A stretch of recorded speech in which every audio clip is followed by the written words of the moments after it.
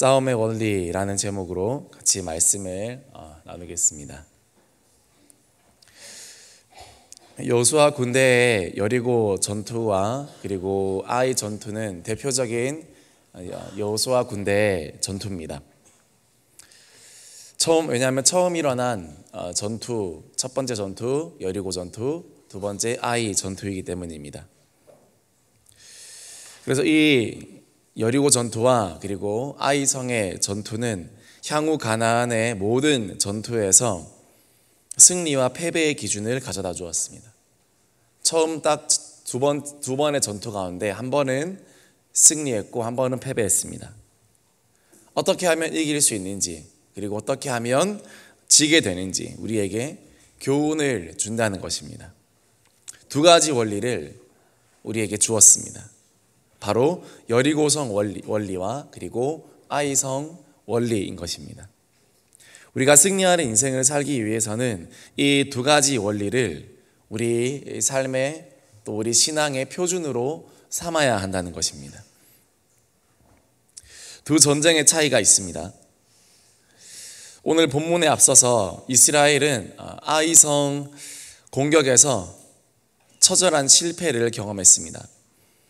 이유는 두 가지였습니다. 첫째는 내부에서 하나님과의 약속, 즉 모든 것을 철저히 진멸하라는 하나님의 약속을 위반한 사람이 나타났으니 그 사람의 이름은 바로 아간입니다. 아간이라는 사람이 여리고 전투에서 하나님께서 모든 것을 진멸하라 하셨는데 이거 헤렘 전투라고도 하는 전투입니다. 아이, 여자, 아기, 짐승, 노인 막론하지 않고 다 칼로 쳐서 죽이던 아니면 추방하던 다 그 영토에서 보이지 않게 하라. 이것이 하나님의 헤렘 전투입니다.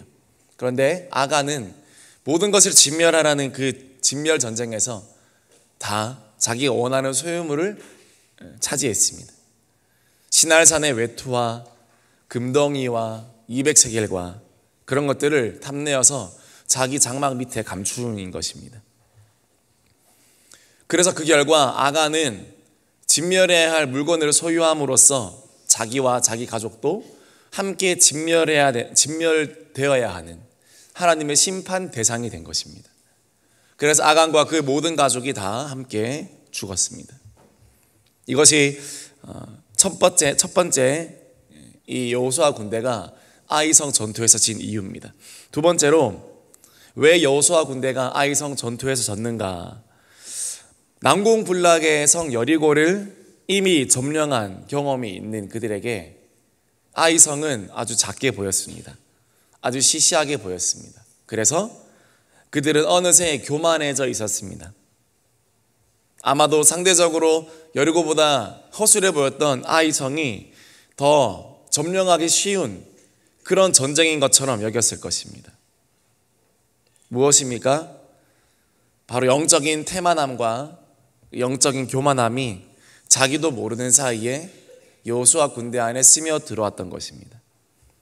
앞선 승리의 큰 승리의 경험으로 인해 내가 아이성 정도는 내가 기도하지 않고 하나님을 의지하지 않고 내 힘으로 이 정도는 할 수 있을 거야. 그렇게 생각했다는 것입니다.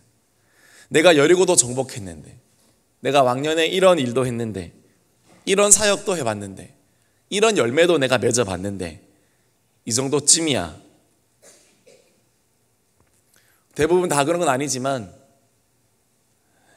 대형 교회에서 부교육자 생활을 하신 분들이 작은 교회 담임 목사님으로 가면 다 그런 건 아니지만 어떤 분들은 시시하다. 내가 2,000명, 3,000명 교구를 챙겼는데 50명, 100명 참 티는 내지 않지만 속으로는 내가 왕년에 이런 목회자가 아니었는데 그런 생각으로 하는 분이 있다고 들었습니다. 무엇입니까? 바로 아이성을 대하는 그런 방식인 것입니다.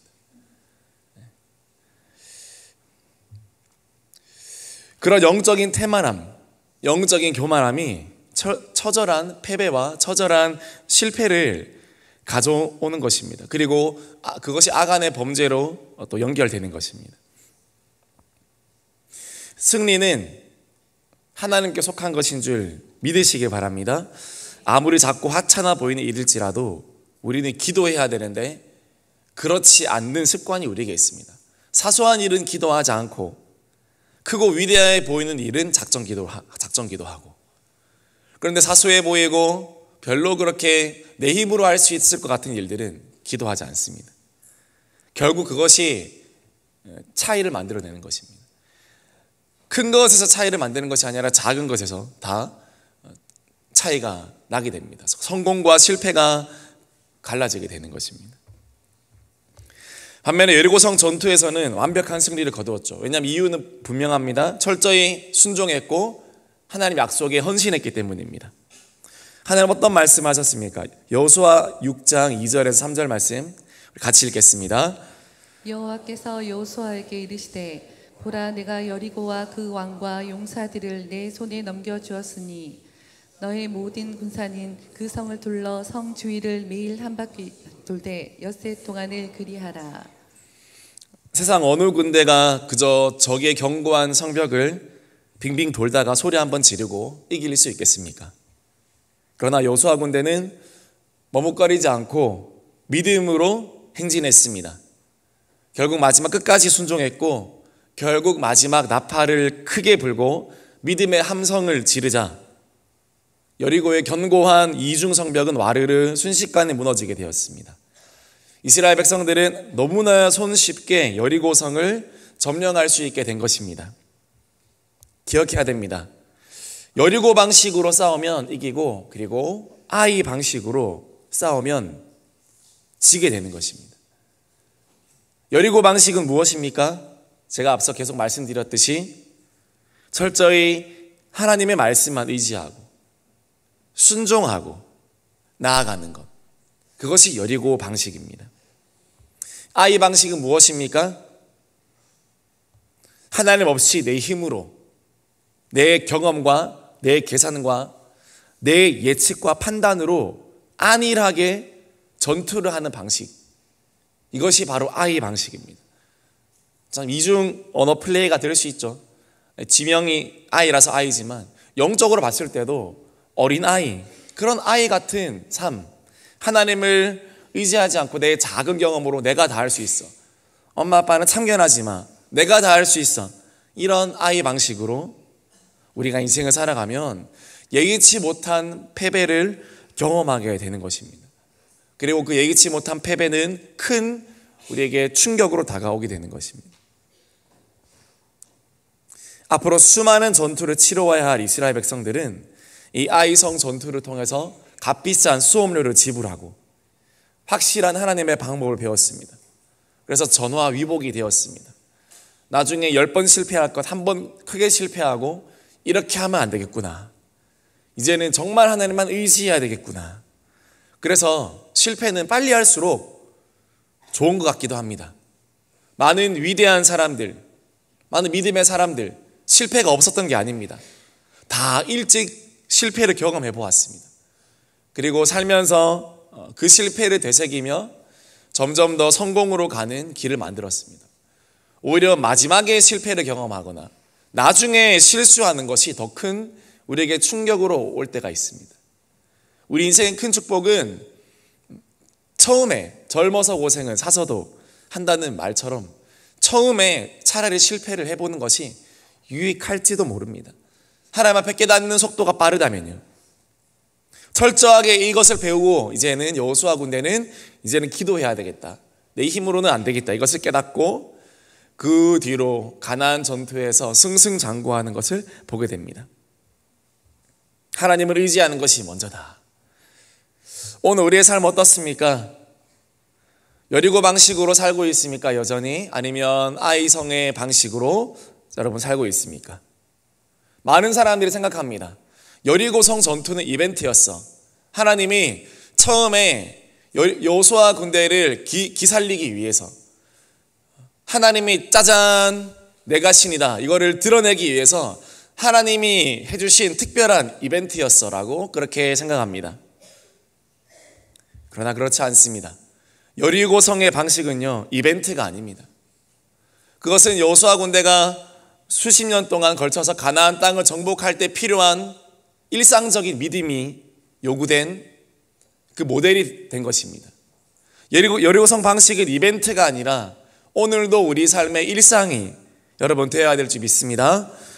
여리고 방식은 어제의 방식이 아닙니다. 지나간 방식이 아닙니다. 그것은 오늘도 일어나야 되는 현재 진행형의 우리의 전투인 것입니다. 여리고성의 방식이 이벤트가 되고 어제의 일이 되었을 때 한때 그랬었지라는 것처럼 과거 일이 될 때 우리 삶의 위기는 찾아오게 되는 것입니다. 오늘도 믿음과 순종으로 나아가면 저 견고한 성벽도 오늘도 무너질 수 있다. 오늘도 내 삶 가운데 일어나는, 내 삶 가운데 쳐들어오고 있는 저 가나안 족속들, 견고히 서 있는 저 가나안의 성벽들, 이중 성벽으로 철저히 둘러싼 저 견고한 진들은 오늘도 여리고 성을 정복했던 그 하나님께서 내 삶에 임하시면 오늘도 저 성은 무너지리라. 그 믿음을 가진 사람은 오늘도 승리하게 될 줄 믿습니다. 그것이 바로 여리고 방식으로 인생을 살아가는 사람들의 모습인 것입니다. 우리의 삶 어떻습니까? 여리고성의 방식이 어제의 일입니까? 아니면 오늘도 내가 순종하며 나아가는 내 삶의 방식이 됩니까? 어떻습니까? 말씀 마무리합니다. 여러분, 우리 교회가 쉼없이 기도하며 달려가는 이유가 무엇입니까? 다음 주부터 특별 기도회가 있습니다. 왜 그렇습니까?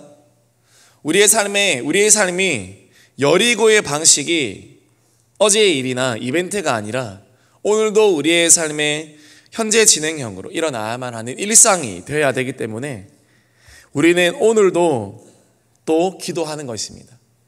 쉼없이 기도하는 것입니다. 그것이 이벤트가 아니고 우리 삶의 진정한 승리를 가져다 줄 수 있는 방식이기 때문입니다. 대인교회는 계속 여러분에게 이야기합니다. 아이성 전투 방식으로 인생을 살지 마십시오. 여리고성을 정복했던 그 방식대로 인생을 살아갑시다. 그것은 바로 기도요, 순종이요, 때로는 무모한 헌신이라는 것을 우리 교회는 계속 여러분에게 또 저에게 말하고 있는 것입니다. 이 영적 전투의 여정 가운데 더욱 함께 동참하기를 주님의 이름으로 축복합니다. 전투가 아닌 현장은 없습니다. 전쟁이 일어나지 않는 영역은 없습니다. 모든 영역은 하나님 나라 가는 그날까지 전투의 영역입니다. 뺏느냐 빼앗기느냐의 영역입니다. 하나님, 우리가 오늘도 여리고성을 무너뜨려 주실 하나님을 우리가 신뢰하며 오늘도 그것을 기대하며 나아가기 원합니다. 오늘 이 새벽 가운데도 그 믿음 가지고 기도할 수 있는 여러분들 되기를 소망합니다. 다음 주 특별 기대 가운데도 또 하나의 견고한 진이 무너지는 그런 시간 될 수 있기를 여러분 소망하며 기도하기를 바랍니다. 아이성 전투 방식은 세상의 방식입니다. 그러나 여리고성 전투 방식은 하나님의 방식입니다.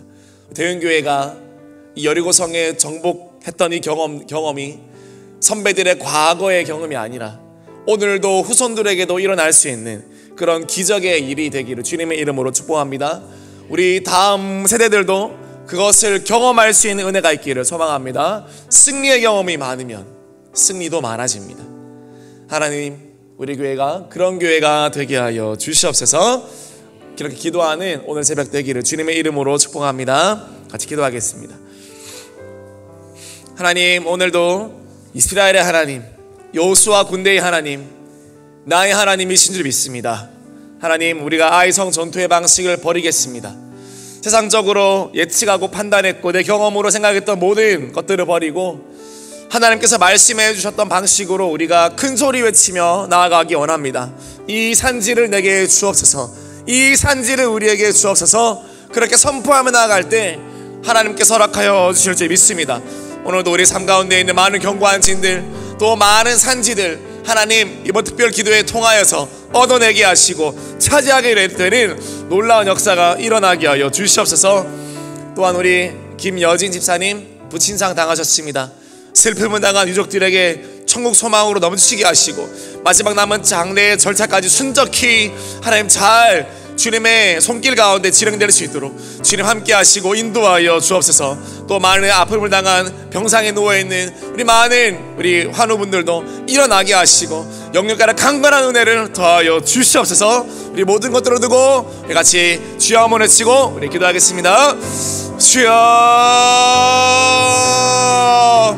하나님